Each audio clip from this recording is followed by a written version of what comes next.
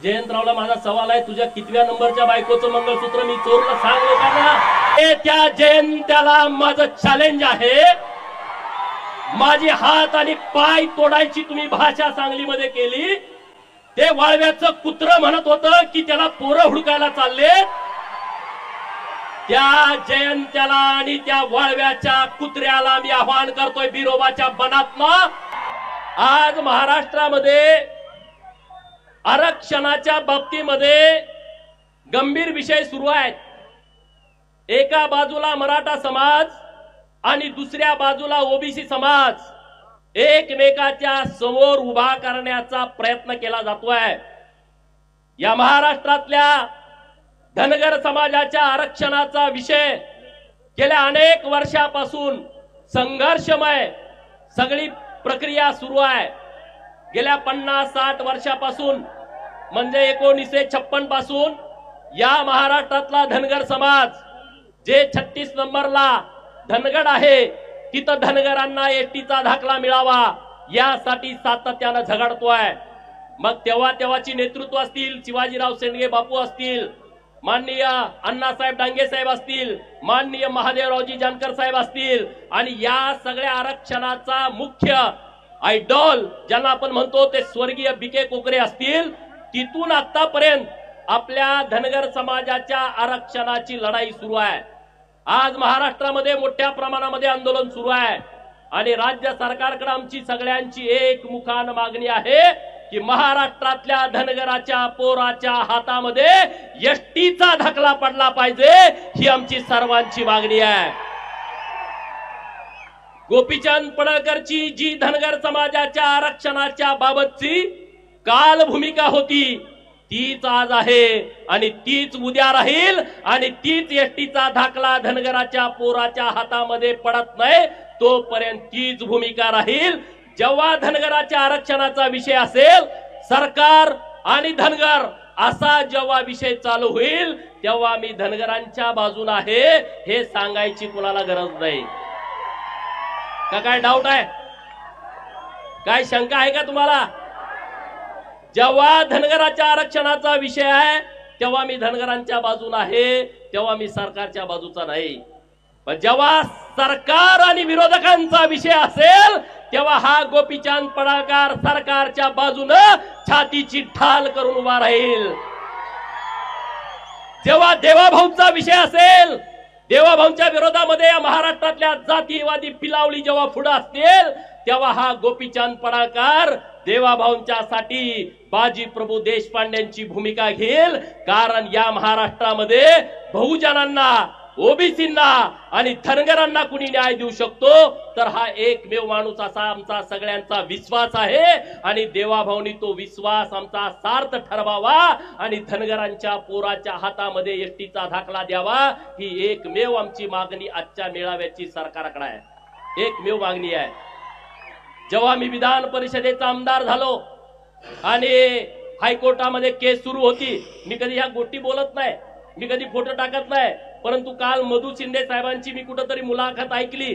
ज्या पत्रकार मित्रांनी मुलाखत घेतली त्यांचा मला फोन आला की एक धनगर आरक्षणावरती मी मुलाखत घेतली, तुम्ही ऐका।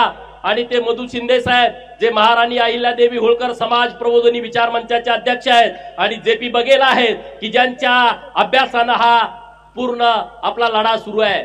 आणि त्याने सांगितलं की 50 वेळा राज्याचे उपमुख्यमंत्री, तत्कालीन आताचे मुख्यमंत्री यांच्या बरोबर 50 वेळा आमच्या बैठका झाल्या आणि जे कोर्टामध्ये पाहिजे ते आम्ही सरकारकडून मिळवलं, परंतु हा गोपीचंद पडळकर कधी फोटो ट्विट केला नाही, कधी फेसबुक वरती टाकला नाही आणि कधी त्याची बातमी केली नाही। कारण ज्या गोष्टीची प्रसिद्धी करण्याची आवश्यकता नाही ती प्रसिद्धी गोपीचंद पडळकर कधीच करत नाही आणि पुढेही कधी करणार नाही। आता रस्त्यावरची लढाई सुरू आहे, त्या रस्त्यावरच्या लढाईला गोपीचंद पडळकरचा पाठिंबा आहे। जी न्यायालयामध्ये लढाई सुरू आहे, गेल्या 15 दिवसापूर्वी सुप्रीम कोर्टमध्ये आम्ही याचिका अर्ज दाखल केलाय की आम्हाला आता सुप्रीम कोर्टामध्ये केस चालवायचे नाही। सुप्रीम कोर्टाने आम्हाला मुंबईच्या हायकोर्टामध्ये याचिका चालवण्याची परवानगी द्यावी, कारण आता पूर्ण ग्राउंड बदललेले आहेत। जो धनगड आहे असं कोर्टाचं म्हणणं होतं, त्या धनगडाच्या सगळ्या जात पडताळणीची प्रमाणपत्र रद्द केलेली आहेत आणि म्हणून आम्हाला हायकोर्टमध्ये केस चालवायला परवानगी द्या। तिथं जर आमच्या विरोधामध्ये काय बरं वाईट झालं तर परत सुप्रीम कोर्टामध्ये यायला आम्हाला अधिकार द्या, आम्हाला तसा हक्क द्या, अशी एक याचिका मी दाखल केलेली आहे. एका बाजूला न्यायालय, दुसऱ्या बाजूला रस्त्यावरची लढाई, आणि मी तुमचा प्रतिनिधी म्हणून सरकारमध्ये जे काय करायचं ते मी करतोय, त्याबद्दल तुम्ही चिंता करण्याची आवश्यकता नाही, हे मला या मेळाव्यातून आपल्या सर्वांना सांगायचं आहे. दुसरा मुद्दा राहिला ओबीसीच्या आरक्षणाचा. गावगाड्यामध्ये ओबीसीच्या आरक्षणामुळे वातावरण दूषित झालंय. गावातल्या प्रत्येक पोरांना वाटतंय की आता आमचं ओबीसीचं आरक्षण गेलाय, प्रत्येक पोराला वाटतंय की आमचं राजकीय आरक्षण गेलाय.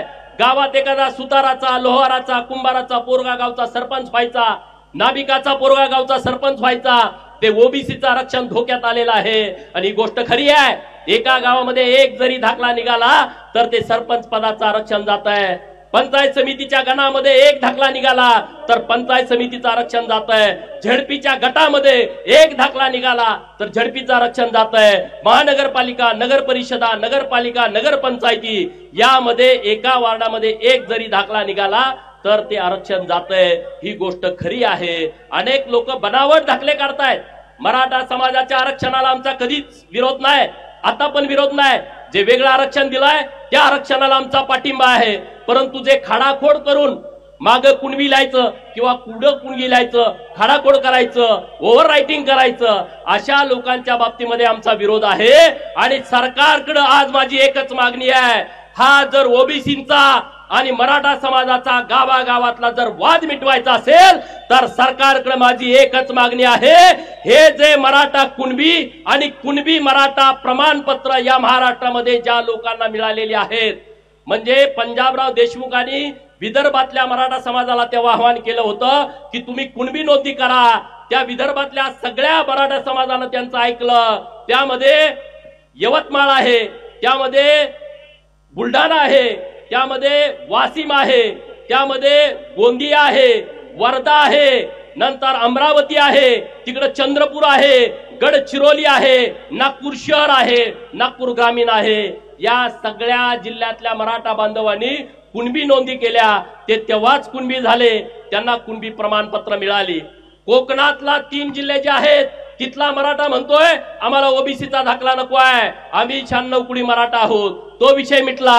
मुंबई नगर, मुंबई उपनगर हे तिथं मराठा समाज असण्याचा विषय नाही, कारण इकडून आपण मायग्रेट झालेली तिथं लोक आहोत.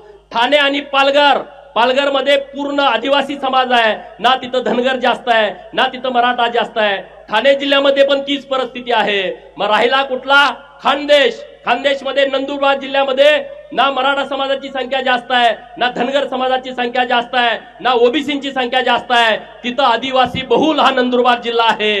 मग तिथं राहिलं धुळे, तिथं राहिलं नाशिक आणि तिथं राहिलं जळगाव. अलीकडे आलं तर अहिल्यानगर. आणि मराठवाड्यातले हे जिल्हे छत्रपती संभाजीनगर, जालना, परभणी, बीड, लातूर, नंतर हिंगोली, नंतर धाराशिव आणि नांदेड या जिल्ह्यामध्ये मराठा समाज आहे की ज्यांना कुणबीचं प्रमाणपत्र पाहिजे. आणि मग पश्चिम महाराष्ट्रातले जिल्हे राहतात सोलापूर, सांगली, सातारा, पुणे आणि कोल्हापूर. हे जिल्हे नीट समजून घ्या. या जिल्ह्यातल्या ज्या लोकांना ज्यांच्या नोंदी शोधून ज्यांना मराठा कुणबी किंवा कुणबी मराठा हा दाखला दिलेला आहे त्यांचा एक वेगळा प्रवर्ग तयार करा. जसं आता मराठा समाजातल्या नेत्यांचं सुद्धा म्हणणं आहे की आम्हाला राजकीय आरक्षणाची गरज नाही, आमच्या पोराबाळांच्यासाठी शिक्षण आणि नोकरीचं आरक्षण आहे, आम्ही त्याला विरोध करत नाही. शिक्षण आणि नोकरीचं आरक्षणाचा प्रवर्ग वेगळा करा. जसं विजय एनटी आहे, एनटी ब आहे, एनटी क आहे, एनटी ड आहे, तसं मराठा कुणबी, कुणबी मराठा यांच्यासाठीचा एक प्रवर्ग वेगळा करा. त्यांची संख्या मोजा. दाखले किती दिलेत? मी जबाबदारीने बोलतोय, मी कुणाची तरी खोड काढायच्या हिशोबाने बोलत नाही. 0.25% आरक्षण अत्यंत जबाबदारीने बोलतोय. मराठा कुणबी आणि कुणबी मराठा या प्रवर्गासाठी द्या आणि त्यांना नोकरी आणि शिक्षणाचं आरक्षण द्या, राजकीय आरक्षण देऊ नका. हा गावातला वाद विषय संपून जातोय. संपतोय का? माझी जी भूमिका आहे ती तुम्हाला पटते का? म्हणजे आमचं आणि मराठा समाजाचं गावात भांडण नको आहे, आम्ही भांडण करू शकत नाही. अरे छत्रपती शिवाजी महाराजांच्या भगव्यासाठी लढणारे आम्ही मावळे आहोत. पंढरपूरच्या पांडुरंगाला जाणारा भगवा तो आमच्या वारकऱ्याच्या खांद्यावरती आहे. आळंदीच्या ज्ञानेश्वराला जाताना तो भगवा आमच्या खांद्यावरती आहे आणि मग त्या भगव्यासाठी आम्ही झटणारी, लढणारी, संपणारी लोक आहोत. आम्ही वाद करणार नाही. हा एक प्रवर्ग वेगळा करा. बिहार मध्ये तसं आरक्षण आहे. पिछड़ा वर्ग, अति पिछड़ा वर्ग. पिछड़ा वर्गाला नोकरीतलं आणि शिक्षणातलं आरक्षण आहे आणि अति पिछड़ा वर्गाला नोकरीतलं, शिक्षणातलं आणि स्थानिक स्वराज्य संस्थातलं आरक्षण आहे. हा निर्णय सरकारनं घ्यावा. मराठा समाजाचं आणि ओबीसीचं भांडण मिटतंय आणि ओबीसीच्या मनामध्ये जी शंका निर्माण झाली आहे ती शंका मनातून निघून जाते. जाईल की नाही? हे तुमचं जर राजकीय आरक्षण वाचलं, सगळ्यांनी हातवर करून सांगा, हा मोठा विषय आहे. मराठा आणि ओबीसीचा वाद मिटून जाईल. आमचा असा प्रवर्ग तयार करा. तो सरकार करू शकतं. एनटी बीजेएनटीचा प्रवर्ग राज्य सरकारने केलाय, तसा हा वेगळा प्रवर्ग राज्य सरकारनं तयार करावा अशी मागणी आपल्या माध्यमातून मी सरकारने करतोय. आज जिल्ह्यामधलं वातावरण तुम्ही बघताय. बरीच लोक माझ्या विरोधामध्ये भूमिका घेत आहेत.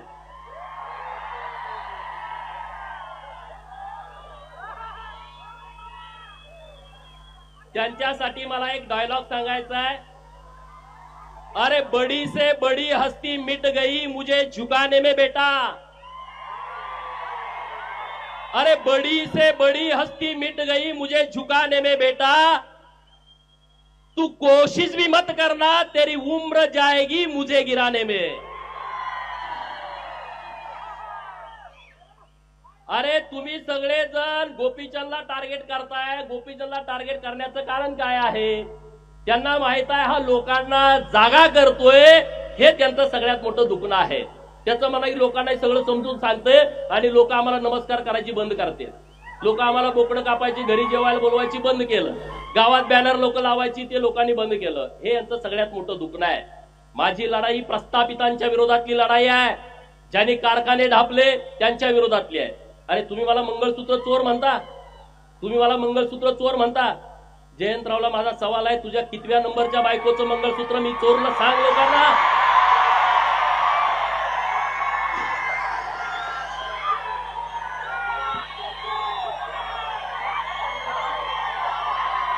बरोबर ना?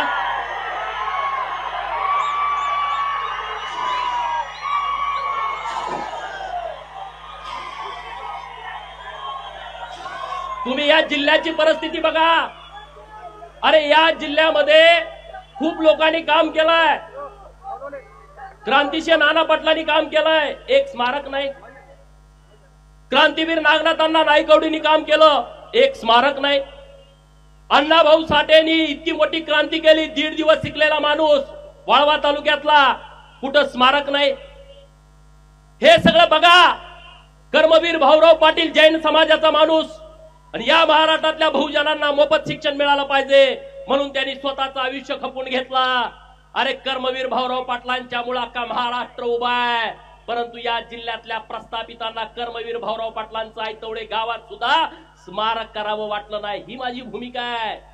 तुमचे कुणाकुणाचे घरातले लोक म्हणजेच जिल्हा म्हणजेच महाराष्ट्र या गोष्टी मी मानत नाही. पण त्यांना वाटतं मी चुकीचं बोलतोय. म्हणे गोपीचंद पडळकरचे संस्कार खराब आहेत. जर प्रस्थापितांनो तुम्हाला वाटत असेल गोपीचंद पडळकरचे संस्कार खराब आहेत, याची मला फिकीर नाही आहे. तुम्हाला काही वाटू दे, त्याचं मला घेणं देणं नाही आहे. त्याचं मला घेणं देणं नाही आहे. अरे हम जमाने का ख्याल नहीं रखते, हम जमाने का ख्याल नहीं रखते. जा जमीर न माने वह सलाम नहीं करते. गोपीचंद पडळकर झुकत नाही. हे यांचं सगळ्यात मोठं दुखणं आहे. अरे पण मी विषय मांडतोय त्याच्यावरती बोला ना. मी जे विषय मांडले त्याच्यावरती चर्चा करा ना.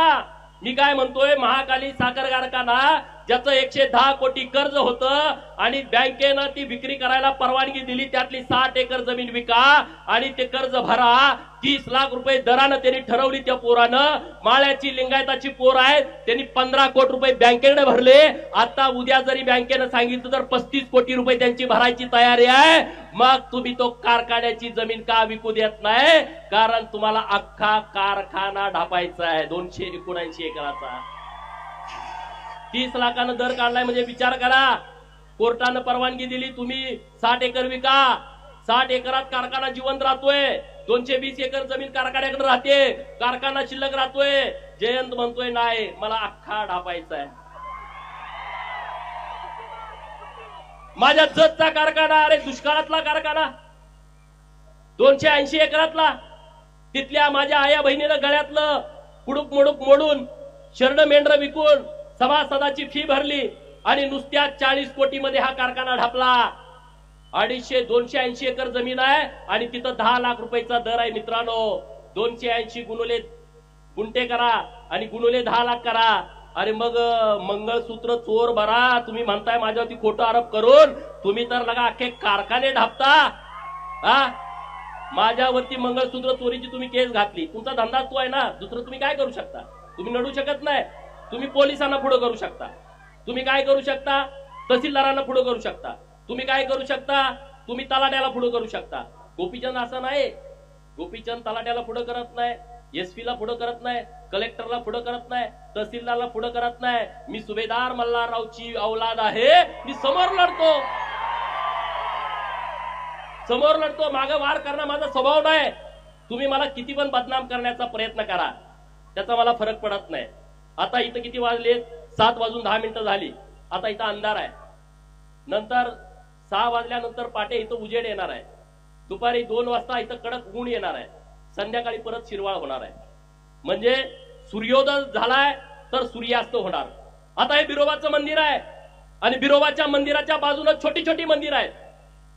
हे मुख्य मंदिर बिरोबाचं आहे.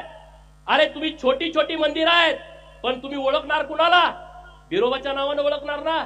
कुठल्याही मोठ्या मंदिरामध्ये छोटी छोटी मंदिरं उभा केली तरी तुम्ही बिरोबाच्याच नावाने ओळखणार. आणि त्यामुळं माझ्या विरोधामध्ये किती अशी वादळं तुम्ही निर्माण केली, त्या वादळातून उभा राहतो. त्याचं नाव गोपीचंद पडळकर आहे, त्याचं नाव गोपीचंद पडळकर आहे. तुम्ही काही करा, त्याचा मला फरक पडत नाही. अरे गदी माडगुळकर, व्यंकटेश माडगुळकर, शंकरराव खरात, वीस खांडेकर मराठी भाषा उंचीवरती नेली, 7 समुद्रापलीकडे नेली. कधी तुम्हाला त्यांची आठवण आली?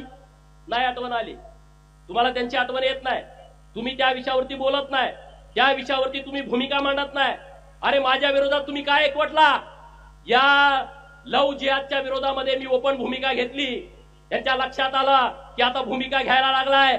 एक आमची बहीण गुंडेवाडीची, तिला धर्मांतरण करून म्हणून मारलं, आत्महत्या करण्यास तिला प्रवृत्त केलं. या सगळ्या पादऱ्यांच्या विरोधामध्ये मी भूमिका घेतली. अरे एकटा गोपीचंद 10 मिनिटं बोलला आणि अख्ख्या महाराष्ट्रातले पादरे रस्त्यावरती आले. 36 का कितीतरी मोर्चे माझ्या विरोधात झाले आणि ते म्हणले ह्याची आमदारकी घालवा. अरे म्हटलं काय आमदारकी काय? कुठला काय तुमच्या उकरड्यातला काय कचरा आहे का रे? आमदारकी काय तुमच्या परड्यातला भाजीपाला आहे का? जत विधानसभा मतदारसंघातल्या मायबाप जनतेने मला निवडून दिलाय, त्यांना तो अधिकार आहे.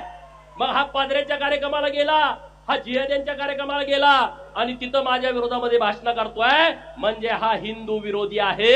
ईश्वरपूर मधल्या लोकांनी लक्षात ठेवला पाहिजे, ही औलाद हिंदू विरोधी आहे, त्याला जागा दाखवायची वेळ आलेली आहे. बरोबर की नाही? हा आणि त्याला जाऊन एक ड्रेस द्या. मित्रांनो, एक लाडूची भरणी घरामध्ये केली आहे, त्यातले 25% लाडू त्या पालातल्या पोराच्या घरी जाऊ द्या, डवऱ्याच्या गडसेच्या पोराच्या घरी जाऊ द्या, हेळव्याच्या पोराच्या त्या मुखामध्ये जाऊ द्या.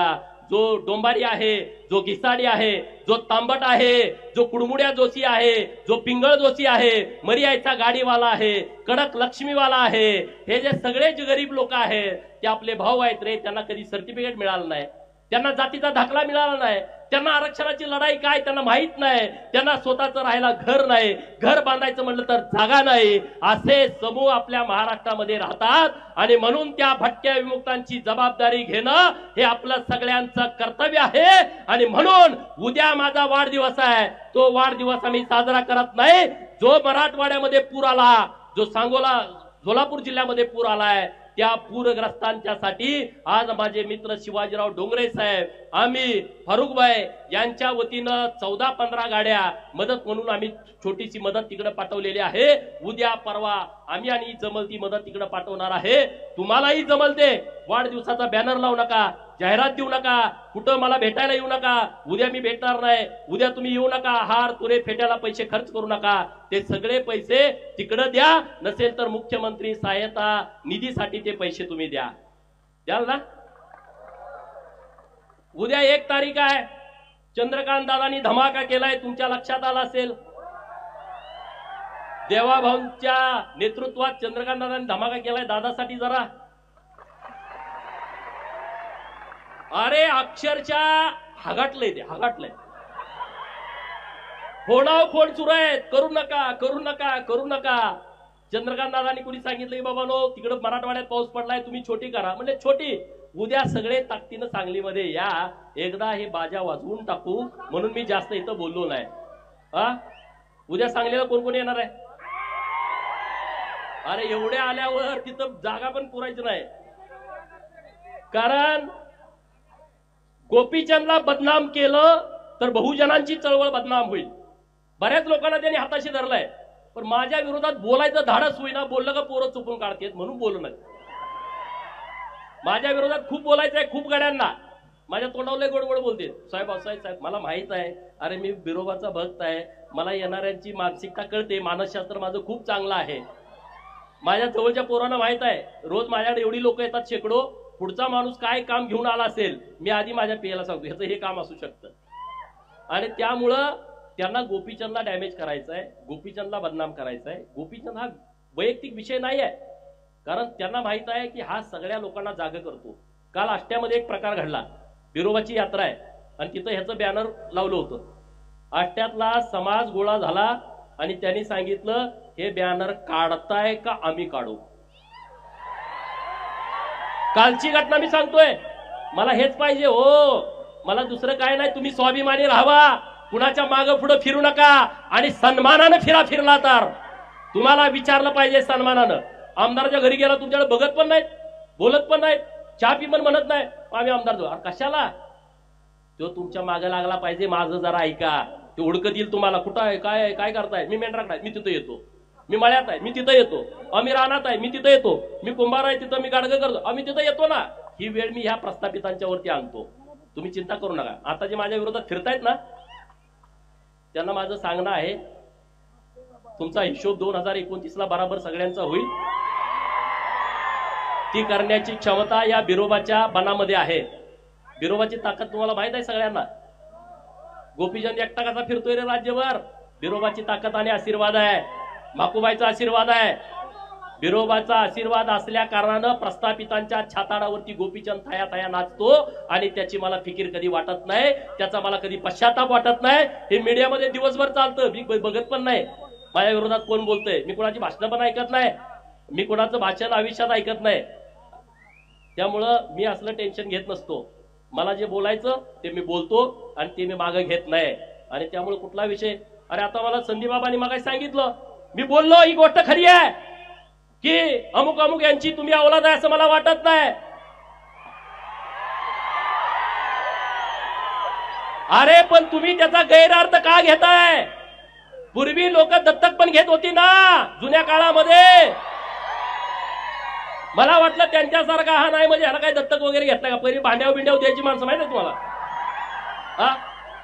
आपल्या घरात आई आजी सांगते ह्याला भांड्यावरती घेतलाय, अमुक केलंय तमुक केलंय, तो ह्याच्या मागे फिरत फिरत आला होता म्हणून आम्ही घेतलाय. आपल्या गावात कितीतरी अशा स्टोरी आहेत. गावात हे तुला कुणी काढलाय सहज म्हणतात की माणसं, म्हणतात की नाही, हे तू कुणाची औलाद आहे रे, तुला काय असं करतो. सहज गावात बसल्यावर दिवसातनं 1000 वेळा लोक बोलतात, 1000 वेळा. मी एकदा बोललो का असं रान तापतंय महाराष्ट्रामध्ये, म्हणे ह्याची संस्कृती खराब आहे. अरे जो बिरोबाचा भक्त आहे त्याची संस्कृती खराब असू शकत नाही. जो अहिल्या देवीचा वारस आहे तो महाराष्ट्रातला कुठला पोरगा खराब असू शकत नाही. तुमच्या नांग्या ठेचतोय म्हणून मी खराब आहे आणि तुमच्या नांग्या मला ठेचायच्याच आहेत. आता ज्यांचा आरक्षणाचा लय कळवळ आलाय, जे ते उठतोय म्हणतोय धनगर आरक्षणाला आमचा पाठिंबा आहे, धनगर आरक्षणाला आमचा पाठिंबा आहे. तुमच्या बापाचं पत्र घेऊन द्या की रे, देवाभाऊकडे नेऊन द्या की आमचा धनगरांचा पाठिंबा आहे. इकडे धनगरांचं आंदोलन चालू झालं, तिकडे त्याच दिवशी आदिवासी कसं काय आंदोलन करतात रे? कोण आहे त्यांच्या मागं? कोण आहे त्यांच्या मागं? इकडं आंदोलन सुरू झालं, तिकडे ते 5-25 गोळा झाले. धनगरांना घुसू देणार नाही. कोण करतंय? कुणाच्या जवळची ही माणसं आहेत? आणि इकडे तुम्ही आम्हाला सांगता का रे आरक्षणाचं? धनगर आरक्षण मिळवण्यासाठी धनगर सक्षम आहे आणि तो मिळवेल. ना उमेद होऊ नका, नाराज होऊ नका. अनेक अडचणी आहेत त्यामध्ये, ज्या गोष्टी उघड बोलता येत नाहीत, परंतु जे संविधानानं आहे ते मिळवल्याशिवाय या महाराष्ट्रातला धनगर शांत बसणार नाही. आणि ते करत असताना ओबीसीच्या चळवळीला पाठबळ देईल. मराठा समाजाच्या विरोधामध्ये आमची भूमिका नाही, ही काळ्या दगडावरची पांढरी रेग आहे. परंतु कायदा मोडून चुकीच्या पद्धतीनं जर कोणी करत असेल तर त्या गोष्टीला आमचा विरोध आहे, हे आमचं सगळं जग जाहीर आहे. त्यामुळं कुणी असा विरोध करण्याच्या भानगडीमध्ये आम्ही नाही आणि त्यामुळे त्याचा कोणी विचार करू नये. परंतु मी जी सरकारकडे अत्यंत जबाबदारीनं मागणी केलेली आहे, हा जर तुम्ही प्रवर्ग वेगळा केला तर मराठा समाजाच्या मुलांना शिक्षण आणि नोकरीतलं आरक्षण मिळेल आणि आमच्या ओबीसीचं गावगाड्यातलं, स्थानिक स्वराज्य संस्थेचं, ग्रामपंचायत, पंचायत समिती, जिल्हा परिषद, नगरपंचायत, नगरपालिका, नगर परिषदा आणि महानगरपालिकेतलं आरक्षण आणि किंवा सहकारी संस्थांमधलं आरक्षण आमचं धोक्यात येणार नाही. आम्ही पूर्ण ताकदीनं असं केल्याच्या नंतर सरकारबरोबर राहू. ओबीसीच्या बाबत अनेक सरकारनं निर्णय घेतले, याची आम्हाला जाणीव आहे. ओबीसीचं मंत्रालय स्थापन करणं हे देवाभाऊनी काम केलेलं आहे. ओबीसीच्या मुलांना महाज्योती स्थापन करणं, आज आपल्या पोरांना एमपीएससी करताना, यूपीएससी करताना हॉस्टेलचं ऍडमिशन हे सरकारच्या माध्यमातून मिळतंय, हे सरकारनं आम्हाला केलंय. प्रत्येक जिल्ह्याला 2 वसतिगृह, 1 मुलींना 1 मुलांना सरकारनं आम्हाला केलंय. 200 मुलांना ऍडमिशन मिळतं. ओबीसीच्या मुलांना वसतिगृहात ज्यांना ऍडमिशन मिळत नाही त्यांना स्वाधार नावाची योजना आणली आहे. तालुक्याला गेला तर 38,000, जिल्ह्याला गेला तर 43,000, विभागीय कार्यालयाच्या ठिकाणी गेला तर 51,000 आणि मुंबई, नवी मुंबई, ठाणे, पुणे, पिंपरी चिंचवड आणि नागपूर या मेट्रो सिटी मध्ये गेला तर आपल्या पोराला 61,000 रुपये मिळतात. ते ओबीसीच्या पण पोराला मिळतात आणि धनगरांच्या पोरांना मिळतात. 600 ओबीसीची मुलं, 600 धनगरांची मुलं. एक ना अनेक योजना सरकारच्या माध्यमातून चालू आहेत. देवाभाऊनी ओबीसींच्यासाठी खूप केलाय, पण माझी त्यांना विनंती आहे की ओबीसींचं संरक्षण करणं ही तुमची जबाबदारी आहे. धनगर तुमच्या बाजूला ठामपणे उभा आहे. धनगरांच्या आरक्षणाची अंमलबजावणी करणं ही तुमची जबाबदारी आहे. आम्ही तुमच्या पाठीमागे ठामपणे उभे आहोत. न्यायालयीन लढाईमध्ये सरकारनं, देवाभाऊनी आणि एकनाथ शिंदेनं खूप मदत केलेली आहे. मी तमाम महाराष्ट्रातल्या धनगरांच्या वतीनं तत्कालीन उपमुख्यमंत्री देवाभाऊंचं आणि एकनाथ शिंदे साहेबांचं मनापासून आभार मानतो. कारण 3 वेगवेगळी ॲफिडेव्हिट दिली होती मंत्र्यानं. काल मी मधु शिंदेची मुलाखत ऐकली. मंत्र्यांनी 1 महिना फाईल त्यांच्या कपाटात नेऊन ठेवली होती. ती फाईल काढण्यासाठी या गोपीचंदला किती वेळा जावं लागलं असेल हे मी कधी तुम्हाला सांगितलं नाही. पण मी आणि मधु शिंदे रात्रंदिवस तिथं थांबलो. जेव्हा जेव्हा देवाभाऊंच्याकडे गेलो त्यांनी आम्हाला कधीही नाराजी व्यक्त केली नाही. समाजाची सगळी लोक होती, सगळ्या बैठकीमध्ये होती, मीच होतोय असा विषय नाही.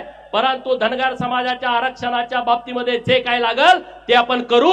सुप्रीम कोर्टामध्ये याचिका आम्ही दाखल केली आहे. आता सुट्टी आहेत, येत्या 4-5 दिवसामध्ये परवानगी मिळाल आणि सर्व याचिकेचा खर्च हा तुमचा पोरगा गोपीचंद पडळकर करणार हे मी सगळ्यांना सांगितलंय. कुणी सुद्धा वर्गणी द्यायची गरज नाही. मग त्याला 50 लाख लागू दे, 1 कोटी लागू दे, 1.5 कोटी काही लागू दे, मी माझं रान विकेल, पण धनगर समाजाच्या आरक्षणाच्या वकिलाची फी आम्ही भागवेल. आम्ही इकडे लढाई लढू, पण सरकारनं सरकारच्या पद्धतीनं काय मार्ग काढायचा त्यांनी त्यांचे तज्ञ लोक कामाला लावा. तुम्ही वकील सगळे कामाला लावा. कारण सरकारची भूमिका वेगळी असते. मराठा समाजाचं आरक्षण आलं, सरकार स्वतः केस लढतं. सरकार स्वतः 25-25 लाख एका दिवसाची फी देतं. धनगराची लढाई आली, सरकार धनगराच्या विरोधामध्ये असतं, आम्हाला वकील द्यावा लागतो. तिथं गोंड लोकांची केस चालू होती, सरकार विरोधामध्ये गोंड वर्गणी काढतात, हायकोर्टचा निकाल लावून घेतात, सरकार सुप्रीम कोर्टामध्ये जातं. म्हणजे तुम्ही लक्षात घ्या, हे तुमच्या ताकदीवरती सरकार तुमच्या बाजूला राहायचं का विरोधात राहायचं ठरवतं. त्यामुळे तुम्ही सगळे एक व्हा आणि सरकारचं आपल्याला जसं न्यायालयीन लढाईत पाठिंबा होता तशा पद्धतीचा जर पाठिंबा मिळवायचा असेल तर आपल्या सर्वांना सर्व शक्तीनिशी एक व्हायचं आहे. 300वी जयंती होती अहिल्यादेवींची. अरे कधी कुणी साजरी केली होती का? कधी तुमच्या कानावर आलं का? सरकारचं पत्र बघा, तहसीलदारांचं आता पत्र बघा, पीआयचं पत्र बघा, डीवायएसपीचं पत्र बघा, प्रांताचं पत्र बघा, कलेक्टरांचं पत्र बघा, एसपीचं पत्र बघा, सचिवांचं पत्र बघा आणि महाराष्ट्रातल्या सगळ्या खात्याचं पत्र बघा, मंत्र्यांचं. त्यावरती अहिल्या देवीचा 300वी जयंतीचा लोगो असणारा फोटो आहे. मित्रांनो, पहिल्यांदा घडतंय असं, पहिल्यांदा. सगळ्यांना आदेश आहेत, ज्या कुणी अधिकाऱ्यांचे त्याला लाव, तिथं फोटो लाव, पुण्यश्लोक 300 फोटो तिथं लावलाय. हे अहिल्या देवींच्या जयंती, अहिल्या देवीच्या स्मारकाला 686 कोटी रुपये मंजूर केलेत, 686 कोटी रुपये. आणि जतला नवीन एक अहिल्या देवींचं स्मारक देवाभाऊ देत आहेत, त्याची किंमत आहे 100 कोटी रुपये. तिथं अहिल्या देवींचा सर्व होळकरशाहीचा सर्व इतिहास आम्ही जतच्या नगरीमध्ये निर्माण करण्याचा प्रयत्न करतोय. आणि त्यामुळं तुम्ही म्हणणार नेमकी तुमची भूमिका काय आहे? मी सरकारमधला प्रतिनिधी आहे, मी सरकारमध्ये सरकारची भूमिका मांडतो. समाजाचा विषय आला समाजाची भूमिका मांडतो, ओबीसींचा विषय आला ओबीसींचा विषय मांडतो. पण सरकार पूर्ण शक्तीनिशी आपल्या बरोबर आहे, आपल्या बरोबर ताकदीनं उभा आहे. वेगवेगळ्या योजना सरकार आणतंय, त्या योजनांचा सगळ्या बहुजनांच्या पोरांनी लाभ घ्यावा. वसंतराव नाईक महामंडळाच्या माध्यमातून 15 लाखाची कर्ज देण्याची योजना सुरू आहे. सगळ्या ओबीसींच्या पोरांना आव्हान आहे, प्रत्येक जिल्ह्याच्या उद्योग भवन मध्ये जावा आणि तिथं वसंतराव नाईक आर्थिक विकास महामंडळामध्ये तुम्ही अर्ज करा.